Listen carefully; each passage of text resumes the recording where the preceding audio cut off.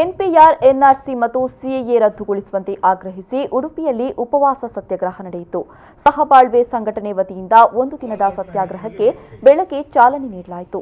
ಮುಖ್ಯವಾಗಿ ಮಹಾತ್ಮ ಗಾಂಧೀಜಿಯವರು ಉಪ್ಪಿನ ಸತ್ಯಾಗ್ರಹ ಪ್ರಾರಂಭಿಸಿದ ಮಾರ್ಚ್ 12ನೇ ತಾರೀಕಿನಂದು ಸಾಂಕೇತಿಕವಾಗಿ ಈ ಸತ್ಯಾಗ್ರಹ ನಡೀತಾ ಇದೆ.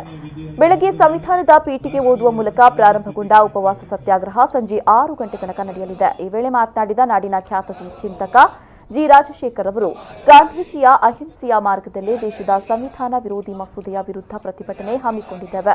ದೆಹಲಿಯಲ್ಲಿ ಸಿಎಎ ವಿರುದ್ಧದ ಪ್ರತಿಭಟನೆ ಸಂದರ್ಭ ಗಲಭೆ ನಡೆಯಿತು. ಅಲ್ಲಿ ಮೃತಪಟ್ಟವರು ಹಿಂದೂ ಮುಸ್ಲಿಮರಲ್ಲ, ಭಾರತೀಯರು ಎಂದು ನಿನ್ನೆ ಗೃಹ ಸಚಿವರು ಹೇಳಿದ್ದಾರೆ.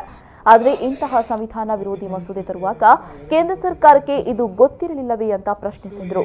ಇವತ್ತು ಮಹಾತ್ಮ ಗಾಂಧೀಜಿಯವರು ದಂಡಯಾತ್ರೆ ನಡೆಸಿದ ದಿನ. ನಾವು ಗಾಂಧಿ ಅನುಯಾಯಿಗಳು. ಸಂವಿಧಾನ ವಿರೋಧಿ ಮಸೂದೆಯನ್ನ ಹಿಂಪಡೆಯುವ ತನಕ ನಮ್ಮ ಹೋರಾಟ ಶಾಂತಿಯುತವಾಗಿ ನಡೆಯಲಿದೆ ಎಂದರು.